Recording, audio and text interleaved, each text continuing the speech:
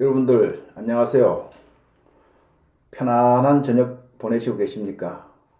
오늘은 출근을 해서 지금까지 일을 하다가 돌아와서 저녁을 먹고 오늘은 저녁에 여러분들 만나러 이렇게 방송실에 들어왔습니다. 방송실이라 해봐야 조그마한 방인데 뭐 별것 없습니다. 그냥 뒤에 보이는 사슴 두 마리하고 또 지난번 크리스마스 때 갖다 놓은 크리스마스 요 조그마한 화분이 이제 전부 다입니다.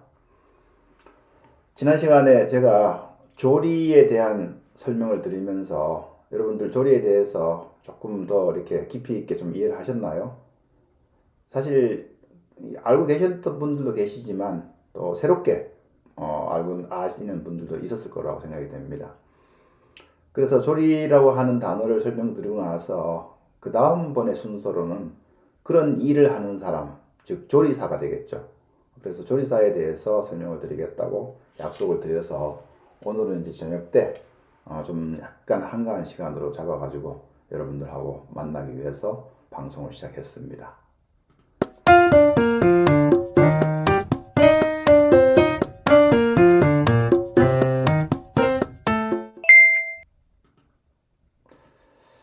그러면 이 조리사라고 하는 용어에 대해서 어떤 뜻을 가지고 있는지에 대해서는 설명을 좀 드리도록 하겠습니다. 제가 조리라고 하는 단어를 이렇게 살펴보니까 준비를 해서 나왔습니다. 이 조리라고 하는 단어는 당연히 이제 그 조리라고 하는 용어 뒤에 그런 일을 하는 사람이라고 하는 전미어가 붙은 것이죠. 이 전미어는 이 뒤에 단어 뒤에 붙어서 앞에 있는 단어를 좀 강화해 주거나 아니면 보완 설명을 해주는 그런 기능을 가지고 있습니다. 제가 국어국문학과를 나오지 않아 가지고 정확하게 뭐 여기에 대해서 설명을 더 드리긴 어렵지만 일단은 전미어의 성격이 그렇습니다. 여러분들이 뭐 장소를 나타내는 전미어는 간이 있죠. 수락간, 뭐 방앗간, 또 뒷간, 뭐 이런 것이 이제 전미어입니다. 근데 사람을 나타내는 전미어는 주로 이 사도 쓰이지만 쟁이라는 말도 쓰입니다. 무슨 뭐 예수쟁이, 뭐 또 그 뭘 만드는 사람들을 또 뭐라고 부르기도 하는데 하여튼 제가 생각이 잘 안 나서 그렇습니다. 근데 어쨌든 사람을 나타낼 때에 또 가장 흔하게 쓰이는 말이 사입니다. 사. 그런데 우리가 한글로만 봐가지고는 이 사자가 어떤 의미를 가지고 이 앞에 있는 단어를 보완해 주는지는 잘 알 수가 없습니다. 그래서 이 사람을 나타내는 전미어로서 사자로 쓰이는 전미어를 대표적인 전미어 여기 네 가지를 가져와 봤습니다. 여기는 이제 일사자입니다. 그 다음에 여기는 보낼 사자, 여기는 선비 사자, 여기는 스승 사자 이렇게 네 개를 가지고 나왔는데 요 앞에 있는 요 사자는 일사자인데 주로 판사라든가 검사를 할 때에 뒤에 사자를 쓰고 여기 보낼 사자는 대신 보낸다는 뜻을 가지고 있어서 관찰사라든가 대사 이럴 때 이제 이 사자를 씁니다. 그 다음에 여기 선비 사자는 보통 이제 우리가 글 공부를 해서 그걸 가지고 이제 일을 하는 사람들을 보통 이 선비 사자를 쓰는데 보통 이제 변호사라든가 변리사 그리고 여기에 있는 사자는 이제 스승사자입니다. 스승사자는 어떤 기능을 이제 하는 사람들, 어떤 그 기술을 가지고 하는 사람들, 주로 의사, 간호사. 저는 사실은 이 사자를 조리사 뒤에 붙여야 된다고 생각을 하는 사람 중에 하나입니다. 그래서 원래 이 사자는 스승사자이기도 하지만 군대 사자이기도 합니다. 여러분들 군대 사자라고 하는 것은 뭐냐면 이 사자도 이제 한문으로 돼 있어가지고 한문을 풀이해 보면 이게 따를 이게 추종한다는 뜻입니다. 따른다는 뜻이고 추종한다. 어떤 것이 따르냐면 두건건자를 쓰는데 두건을 쓰고 따르는 무리들, 즉 옛날에는 이제 항건족들이 누런 이제 그 두건을 쓰고 따르는 무리들을 표현해서 군대라는 표현을 썼습니다. 그래서 우리가 군대에서 뭐 소대, 중대, 연대, 사단 할 때 요 사자를 씁니다. 군대 사자도 많이 쓰이는데 사실 우리한테는 스승 사자가 훨씬 더 익숙해져 있죠. 그러면 이 네 가지 중에서 어떤 사자를 붙여야지만 그런 일을 전문적으로 하는 사람인가 하는 거에 대해서 제가 이거를 네이버에 찾아보니까 네이버에 찾으니까 좀 약간 좀 충격스러운 것이 뭐냐면 네이버에서는 요 단어를 어떻게 표현하냐면 조리사를 한번 쳐보겠습니다. 조리사를 쳐보면 조리사를 검색을 하게 되면 역시 광고가 나오는데 사전을 보도록 하겠습니다. 여기 보시면 조리사에 대한 표현이 나와 있는데 이 조리사에 대한 표현이 어떻게 나와 있냐면 이 글씨는 똑같죠. 제가 쓴 거하고 똑같은데 뒤에 사자가 선비사자가 붙어 있어요. 그래서 참 이건 뭔가 좀 잘못 기록된 거 아닌가 하는 생각이 듭니다. 그 명사로서 식품위생법의 규정에 의한 소정의 면허를 가지고 음식점이나 식당급식 따위에서 음식을 만드는 일을 하는 사람, 또 음식점 따위에서 음식을 만드는 사람, 이런 식으로 표현이 되어 있는 거예요. 그러면 여러분들 생각해 보세요.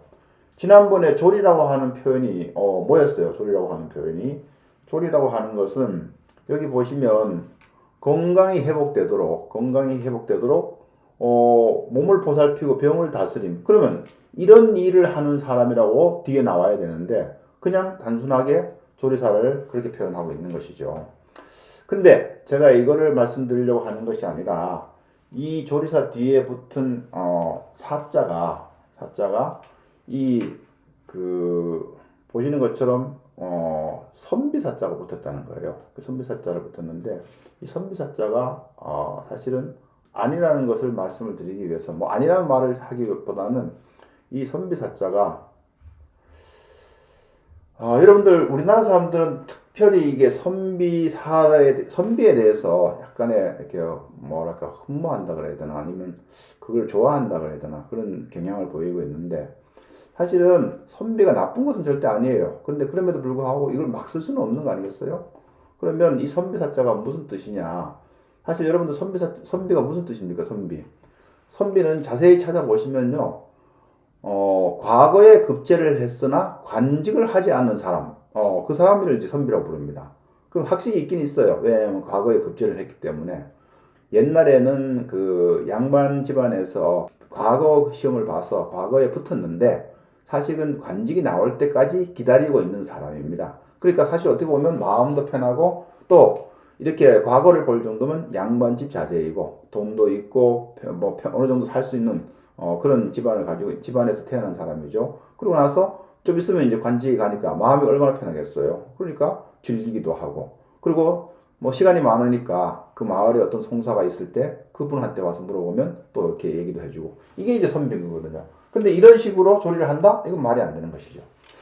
그래서 그러면 왜 이 스승사자가 붙어야 되냐면 조금 전에 말씀드렸듯이 스승사자이기도 하지만 또 어떤 사자라고 말씀드렸어요? 군대사자라고 말씀드렸죠. 그래서 이 군대사자가 여기 붙어야지만 앞에 있는 조리라고 하는 일을 하는데 보완 설명을 해줄 수 있다는 것이죠. 그러면 뒤에 있는 사자가 어떻게 일을 해야 되는 사람인가 이렇게 물어볼 수가 있는 것이죠. 그러면 조리를 하는 것은 지난 시간에 말씀드린 것처럼 사람의 몸을 보살피고 회복시키는 일을 하려고 한다 그러면 병을 다스리고 고치운다는 걸 하기 위해서는 여기 보세요. 군대는 절도가 있어야 되겠죠. 절도와 예절을 갖춘 훈련을 통해서 훈련이 있어야 됩니다.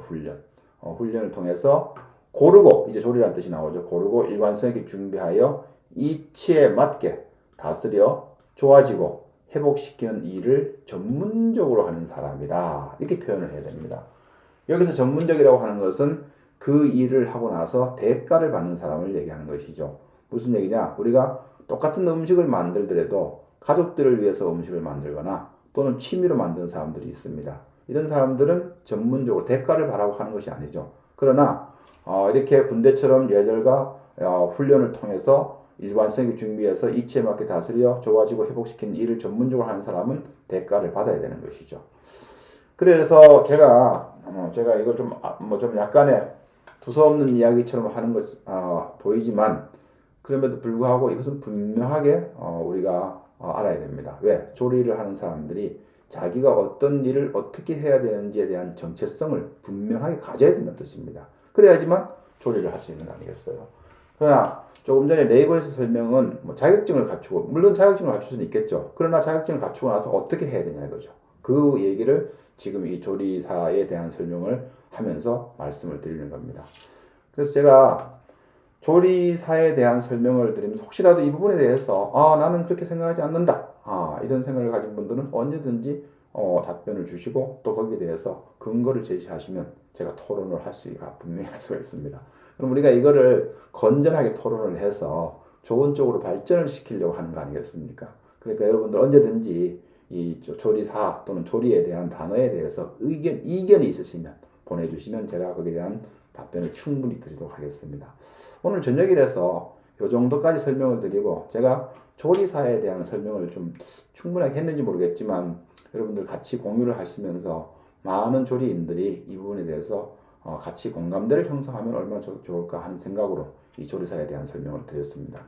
여러분들 편안한 저녁 되시고, 또 다음 시간에 다른 주제를 가지고 다음 시간에는 요리라고 하는 단어에 대해서 또 설명을 드리도록 하겠습니다. 왜냐하면 많은 분들이 요리가 맞냐, 조리가 맞냐 이런 말씀을 하신 분들이 있어서 역시 요리에 대해서도 한번 짚어보는 시간을 가져보려고 합니다.